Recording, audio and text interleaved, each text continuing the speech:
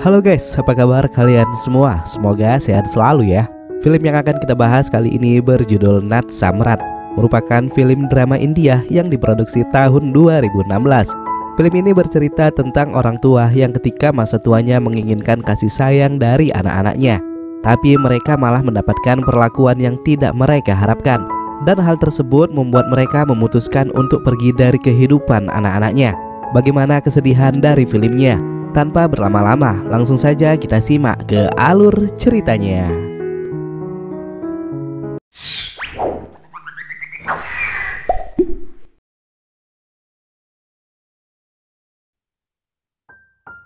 Dibuka dengan suasana malam, tepatnya di warung teh. Terlihat seorang pria tua yang bekerja menuangkan teh kepada setiap pelanggan yang datang. Pria ini adalah tokoh utama kita yang bernama Ganpatrao Belwakar, atau kita panggil Babah. Layaknya seorang superstar, kata-kata yang dilantunkan Babah menjadi daya tarik tersendiri yang membuat warung itu selalu ramai. Tak terkecuali dengan pria yang bernama Siddhartha. Karena adanya Babah, dirinya hampir setiap malam berada di warung teh tersebut. Bahkan karena ingin mengenal Babah lebih dekat, ia sampai mengikuti Babah ketika hendak pulang. Babah yang merasa risih dengan kehadirannya menyuruhnya untuk segera pulang. Tetapi Siddhartha bersikeras mengikutinya karena ia merasa mengenal siapa Babah sebenarnya. Babah yang tidak mau menyebutkan nama aslinya mengatakan jika dirinya adalah Keshav Munmakar. Babah tinggal di bawah jembatan di sudut jalanan kota. Di sana ia ditemani dengan seorang pria yang bernama Raja dan ibunya yang bernama Ruksana. Ketika mereka sedang mengobrol, Babah juga melantunkan kata-kata yang membuat Raja sangat terpukau. Baik Siddhartha atau Raja yang mendengarkan merasa jika Babah sudah seperti aktor teater profesional. Keesokan paginya, Babah dibangunkan Ruksana untuk sarapan pagi. Dan setelah membuka bungkus makanan tersebut, Babah malah menangis jadi-jadinya. Ruksana yang bingung melihatnya segera mengambilkan air minum untuk Babah. Tetapi ia pun dibuat terkejut karena Babah sudah tak lagi berada di sana. Tak berselang lama, polisi datang bersama Raja sambil menanyakan keberadaan Babah. Tetapi sesampainya di sana, Ruksana mengatakan jika Babah baru saja menghilang. Ternyata kedatangan polisi berdasarkan laporan dari anak dan menantu Babah yang mengatakan jika Babah telah menghilang dari rumah selama 3 bulan. Siddhartha yang baru saja sampai di sana melihat bungkus koran yang membuat Babah menangis. Skin kemudian berlanjut kepada Babah yang sudah sampai di gedung teater yang sudah terbakar. Dengan menangisi setiap langkah yang ia lalui, Babah seolah-olah dibawa dengan ingatan masa lalunya yang memang dirinya merupakan seorang aktor terbaik pada masanya. Bersamaan dengan hal tersebut, skin flashback pun diperlihatkan. Babah adalah seorang aktor teater yang namanya sudah dikenal oleh banyak orang. Dan itulah sebabnya Siddhartha yang merupakan penikmat seni mengikuti Babah kemanapun ia pergi. Karena dirinya merasa bingung mengapa aktor setenar Babah menghabiskan waktu tuanya dengan bekerja di warung teh. Pada momen ini, Babah mengungkapkan kepada penonton setianya jika ia akan pensiun dari teater yang sudah membesarkan namanya. Ia pun mengutarakan jika di usia tuanya ia menghabiskan waktunya bersama anak dan cucunya kelak. Di bangku penonton juga terlihat sahabatnya bernama Ram dan istrinya. Ada juga anak serta menantu Babah. Mereka bersama penonton lainnya merasa bangga dengan sosok Babah yang kini mendapatkan penghargaan sebagai Nat Samrat atau Raja Teater. Ketika berada di rumah, Babah menjelaskan jika semua harta yang selama ini ia cari akan ia serahkan kepada anak-anaknya. Makaran anak pertamanya dan Neha menantunya mendapatkan rumah yang sekarang mereka tempati. Sedangkan Vidya putri bungsunya mendapatkan tabungan deposito yang jumlahnya cukup banyak. Walaupun Vidya menganggap jika hal itu sebenarnya tak perlu dilakukan ayahnya, tetapi Babah menjelaskan jika itu memang sudah keputusannya yang ingin membuat anak-anaknya bahagia.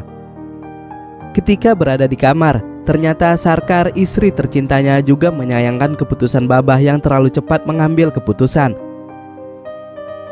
Tetapi Babah kembali meyakinkannya dengan mengatakan jika semua akan baik-baik saja. Senyum Sarkar juga hadir ketika Babah memberikan sebuah kalung emas yang telah ia siapkan selama masa karirnya. Baba mengatakan jika Sarkar akan bertambah cantik ketika memakai kalung tersebut di hari pernikahan Vidya. Bersamaan dengan itu, kita dibawa kembali ke waktu sebenarnya. Siddhartha yang tahu kemana Baba pergi juga datang ke gedung tersebut.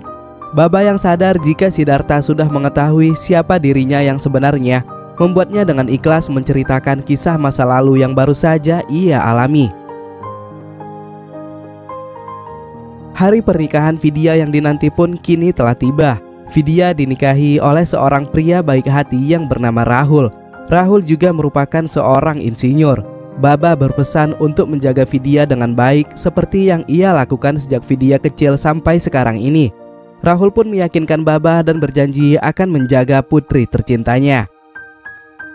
Kebahagiaan Baba bertambah ketika mengetahui Neha melahirkan seorang bayi perempuan yang sangat lucu yang diberi nama Mega.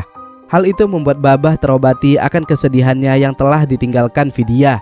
Beberapa tahun berlalu dan Baba pun sering menghabiskan waktunya bersama Mega. Di suatu malam Baba mendapatkan kabar jika sahabatnya Ram sedang berada di rumah sakit karena istri tercintanya sedang koma disebabkan pendarahan yang terjadi di otaknya. Hal itu membuat Ram sangat sedih dan ia pun mengatakan jika istrinya tak bisa diselamatkan maka ia akan hidup sendiri karena tak memiliki anak. Di suatu hari Mega pulang sambil menangis. Kemudian Baba datang dan menanyakan apa yang terjadi. Mega pun menceritakan jika teman sekolahnya sudah menjahilinya. Kemudian esoknya dibekali dengan ilmu yang diajarkan Baba, Mega kembali mengejek temannya dengan sebutan monyet. Tak berlangsung lama, ulah Mega membuat Neha dipanggil kepala sekolah. Ia pun diperingati agar dirinya mengajarkan putrinya bahasa yang sopan ketika berteman. Hal tersebut membuat Neha malu dan ia pun menceritakan semuanya kepada Makaran. Di satu kesempatan, keluarga besar Baba mengadakan acara makan malam bersama keluarga besar Rahul. Dan di acara tersebut hadir juga Tuan Diksit yang merupakan bos Rahul bekerja. Tuan Diksit yang juga sangat mengenal siapa Ganpatrau Belwakar kemudian saling bertukar cerita dengan Baba. Ia juga mengatakan kepada Baba jika anaknya bersekolah di sekolah teater dan mengidolakan sosok Ganpatrau Belwakar sebagai panutannya. Baba yang memang orangnya suka bercanda menjawab kata-kata Tuan Diksit dengan sedikit umpatan. Hal itu membuat orang yang mendengarkan percakapan mereka menjadi geleng-geleng kepala. Di suatu hari Neha mengundang temannya datang ke rumah. Baba yang saat itu sedang melewati ruang tamu juga menyapa mereka. Dan bukan Baba namanya jika tak melakukan candaan. Akan tetapi candaan Baba yang menghina penampilan berpakaian mereka sedikit membuat mereka terganggu. Dan secara tak langsung Neha juga malu akan kelakuan mertuanya. Di sisi lain, sekolah Mega mengadakan perlombaan tari. Mega yang sudah diajarkan beberapa gerakan oleh Baba berhasil menjadi juara di lomba tersebut. Akan tetapi tepukan meriah penonton tak membuat Neha menyembunyikan kesedihannya, karena ia menganggap jika tarian yang ditampilkan Mega adalah tarian murahan yang sering digunakan oleh wanita penghibur. Sesampainya di rumah, Neha kemudian menampar Mega di depan mereka semua. Baba meminta maaf karena ialah yang bertanggung jawab dengan hal tersebut. Karena sudah tidak tahan dengan sikap ayahnya, Makaran pun angkat bicara. Ia berkata jika ia dan keluarganya akan pergi dari rumah dan tinggal terpisah dengan Baba. Baba mengetahui jika itu adalah permintaan Vidya yang ingin mengusir mereka secara halus. Dengan perasaan kecewa dan sedih, Baba pun berkata jika mereka tak perlu keluar dari rumah, karena ia dan Sarkarlah yang akan pergi dari rumah yang sekarang sudah menjadi milik Makaran. Singkat cerita, Baba dan Sarkar yang sudah mengemas barang-barangnya pergi dari rumah itu. Walaupun sebenarnya Sarkar sedang dalam kondisi demam. Bersamaan dengan itu kita pun kembali ke scene utama. Baba yang merindukan cucunya kini terlihat delusi dengan kehadiran Mega yang sedang bermain di dekatnya. Tetapi Siddhartha meyakinkan jika tak ada siapapun di sana selain mereka berdua. Dan kita pun dibawa kembali kepada ingatan Baba.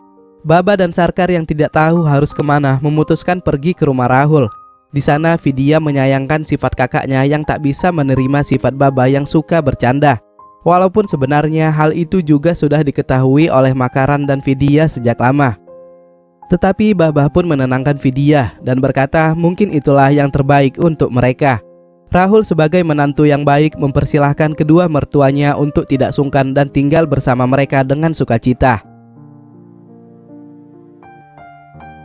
Di suatu hari Babah mendapatkan kabar dari Ram jika istrinya kini telah meninggal dunia. Babah pun segera pergi untuk menemani Ram yang sangat bersedih. Ram menangis karena sekarang tak ada siapapun yang akan menemani hidupnya. Ia juga berpesan kepada Babah agar ketika ia meninggal nanti, Babah akan berada di acara pengkeramasan dirinya sebagai orang terdekat. Beberapa hari berlalu dan terlihat Babah sedang berjalan pulang. Ia disapa Rahul yang saat itu juga hendak pulang, karena nanti malam akan ada perayaan ulang tahun pernikahan ia dengan Vidya. Tetapi Babah menyuruhnya untuk duluan saja karena ia ingin berjalan kaki. Di tengah perjalanan Babah melihat anak-anak sedang bermain, dan karena tertarik Babah pun ikut dalam permainan itu. Tak sengaja kayu yang mereka mainkan terbang mengenai pekerja peracik minuman. Pekerja yang merasa terganggu keberatan memulangkan mainan itu. Kemudian Babah pun datang menghampirinya. Dan setelah tahu jika Babah adalah menantu majikannya, pekerja itu pun meminta maaf. Dan setelah perbincangan singkat, Babah diajak oleh si pekerja untuk minum bersama. Di malam hari, acara ulang tahun pernikahan pun dimulai tanpa kehadiran Babah. Dan setelah orang-orang bertanya di mana Babah, Babah pun hadir dengan keadaan yang sudah mabuk. Bahkan di sana Babah mendatangi Tuan Diksit dan melakukan candaan umpatan kepada dirinya. Vidya yang merasa jika candaan ayahnya sudah kelewatan tak bisa berkata apa-apa. Bahkan Sarkar yang juga malu sampai menarik Babah agar segera masuk ke dalam rumah. Keesokan harinya ketika di meja makan, Vidya pun mulai mengeluhkan sikap ayahnya. Tapi Rahul membela Babah dan berkata jika semua orang pasti maklum dengan candaan yang memang sering dilontarkan Babah. Terlebih lagi Babah sedang dalam keadaan mabuk. Dan tawa mereka pun kembali pecah setelah Babah melontarkan candaannya kembali. Terlepas dari kebahagiaannya, Babah teringat akan sahabatnya Ram yang sudah tidak ia lihat selama beberapa hari. Dan benar saja, ketika malam mengunjungi Ram di rumahnya, Ram sangat marah kepadanya. Ia bahkan menampar Babah karena tak memikirkan dirinya. Ia pun menjelaskan jika selama ini ia menghabiskan waktunya dengan minum wedang jahe secara terus-menerus agar bisa secepatnya menyusul sang istri. Singkat cerita, karena kebiasaan tidak baiknya, Ram harus dibawa ke rumah sakit karena kesehatannya yang sudah mulai memburuk. Babah pun menyulangi dan menghiburnya. Di suasana haru tersebut, Ram mengeraskan suaranya dan menjadikan dirinya sebagai Karna yang sedang sekarat dan ingin melawan takdirnya. Babah yang mengerti akan perasaan sahabatnya juga menjadikan dirinya sebagai Krishna yang sangat bijak. Dialog teater pun terjadi di antara mereka berdua.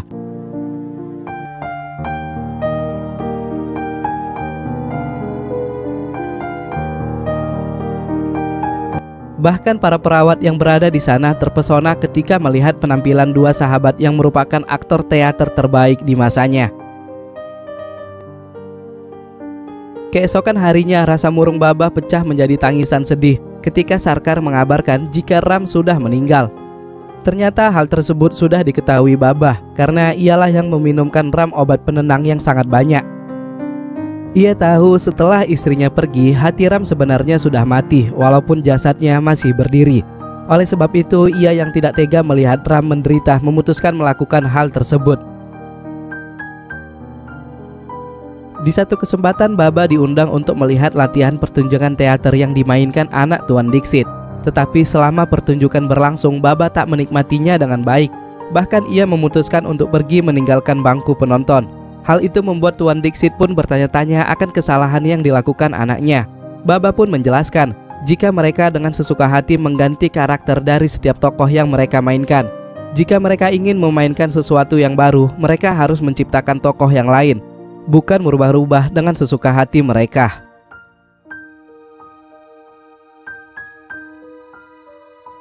Lagi-lagi karena sikap Babah membuat Vidya kembali berbicara yang tidak baik kepadanya. Vidya menyayangkan sikap ayahnya yang bisa saja hal itu berdampak dengan pekerjaan Rahul. Dan karena tak ingin Babah menambah masalah dalam hidupnya, Vidya pun mengusulkan jika ayah dan ibunya tinggal terpisah di rumah kecil di samping rumah utama mereka. Atas sikap Vidya, Rahul pun juga marah kepadanya. Rahul menyayangkan sikap Vidya yang sudah terlalu serius dan tak bisa menghargai sifat ayahnya dengan bijaksana, di mana di usia tua mereka seharusnya mereka lebih dihargai bukan diadili. Sementara itu, Sarkar yang merasa jika Babah terlalu tunduk kepada anaknya ikut memarahinya. Ia menyarankan agar Babah tidak bersifat terlalu lembek, sehingga kini dirinya tak dihargai oleh anak-anaknya. Dan lagi-lagi Babah hanya bisa tersenyum menghiburnya dan berkata jika semua akan baik-baik saja.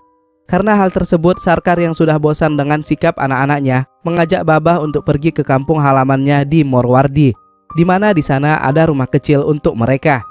Akan tetapi Babah menolaknya secara halus dan berkata jika di sana tak ada dokter spesialis, dan jika penyakit Sarkar kambuh maka mereka akan kesulitan untuk berobat.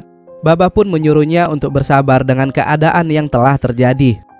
Di suatu hari Rahul memberikan Vidya uang untuk disimpan, di mana uang itu akan dipakai Rahul besok ketika hendak pergi keluar kota.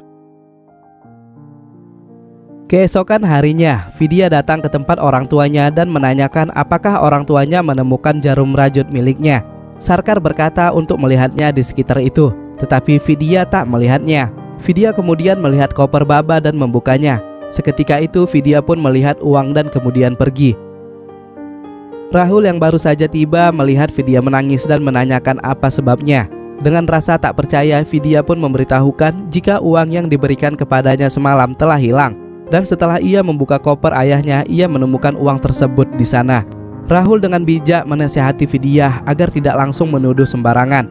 Asisten rumah tangga yang kita namai Gopal datang ke rumah Babah untuk mengangkat minuman. Tetapi saat Babah memanggil, ia tampak kesal dan menjelaskan jika ia semalam dituduh telah mengambil uang Vidya.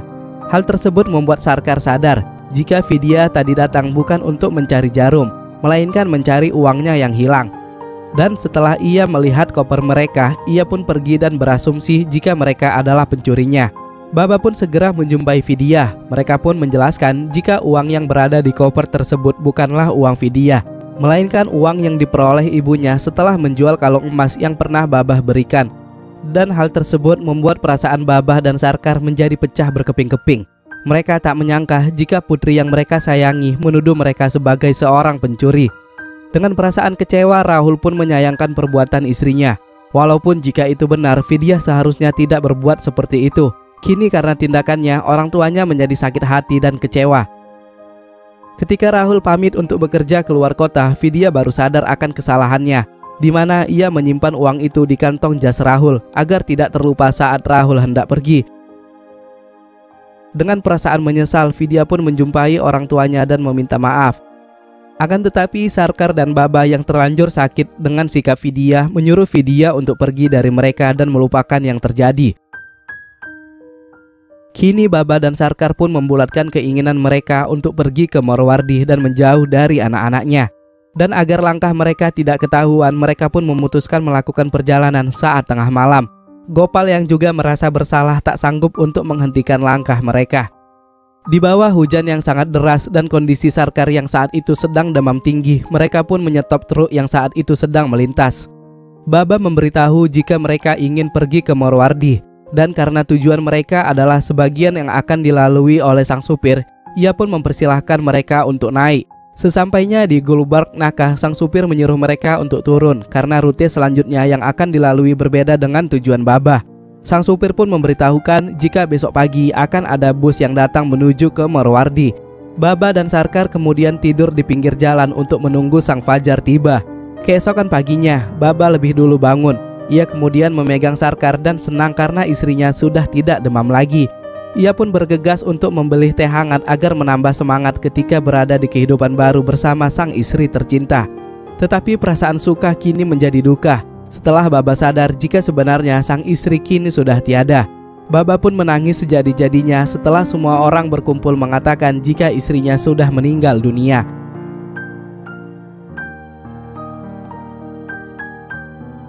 Di samping pengkeremasan sang istri, Babah didatangi pemuda yang kita lihat di skin awal tadi, yaitu Raja. Raja terlihat mengembalikan uang yang sudah ia curi ketika Babah dan Sarkar baru saja sampai di Gulbarg Naka. Akan tetapi Babah tak terlalu menghiraukannya. Dan karena rasa bersalah, raja pun mengikuti Baba dan membawakan barang-barangnya.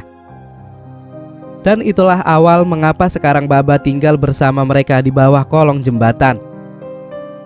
Sementara itu 3 bulan setelah Baba meninggalkan rumah, anak dan menantunya sudah membuat laporan kepada polisi akan keberadaan orang tua mereka yang tidak tahu di mana. Di sisi lain, Baba yang kini tinggal bersama raja menemani raja saat bekerja sebagai penyemir sepatu. Dan saat makan, Baba melihat gedung teater yang berada tepat di depannya.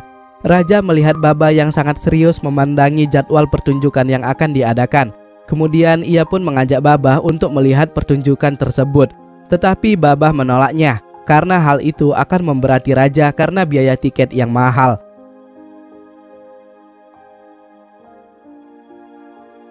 Di malam hari terjadi razia penertiban kota kepada tunawisma di kediaman raja. Para polisi dengan paksa membawa mereka untuk diamankan. Baba yang mendapatkan kabar dari rekannya segera pulang dan melihat kekacauan yang terjadi. Di sana Baba sempat menangis melihat raja yang dibawa oleh polisi. Ia pun meratapi dan berteriak akan ketidakadilan yang ia alami berturut-turut selama hidupnya. Keesokan harinya, Baba datang ke gedung teater dan melihat jika raja sedang tidur di sana. Ternyata malam itu mereka hanya diberikan wejangan kemudian dibebaskan kembali. Raja bahkan memberi kabar gembira kepada Baba, di mana dirinya telah memiliki tiket untuk teater yang akan segera diadakan. Dan hal itu didapatkan raja karena ia mendapat pekerjaan menyemir dari pemilik teater yang menyuruhnya menyemir 30 set sepatu yang akan digunakan untuk pertunjukan. Singkat cerita, Baba dan raja pun melihat pertunjukan teater tersebut. Di bangku penonton, alih-alih menonton, Baba malah tertidur sampai pertunjukan selesai. Bahkan saat raja mengajaknya pulang, Baba kembali delusi dan mengeluarkan dialog-dialog saktinya, seakan ialah yang memainkan pertunjukan di teater tersebut. Dan semua orang yang melihatnya pun bertepuk tangan. Bahkan para pemain teater keluar dan menyadari jika yang mereka lihat adalah Ganpatrahu Belwakar. Setelah apa yang dilaluinya tadi, Baba kembali delusi dan melihat jika Ram datang menemuinya.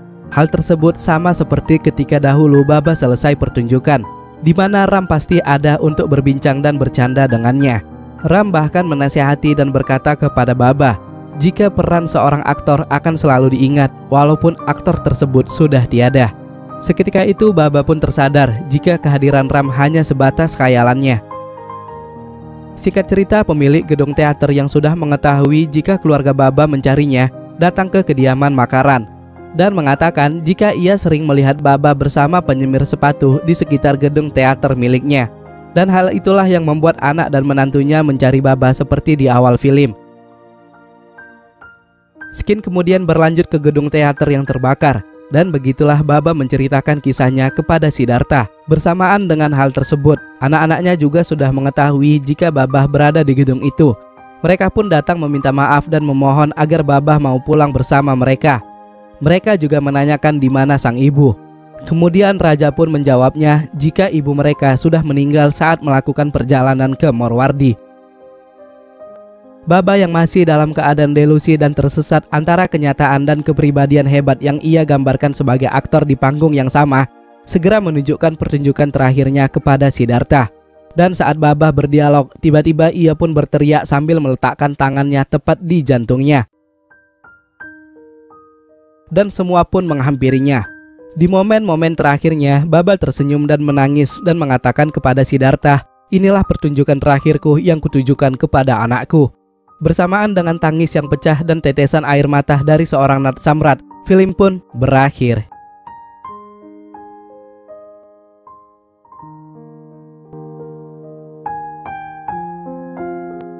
Sayangilah orang tua kalian selagi masih ada. Janganlah karena kata-kata kita, hati mereka menjadi terluka. Ingatlah tangisan mereka adalah luka bagi kita. Peluk orang tuamu. Dan untuk yang sudah tiada, mari selalu kita panjatkan doa untuk mereka. Saya Ahmad pamit undur diri. Jangan lupa untuk hidup sehat. Thanks for watching and bye-bye.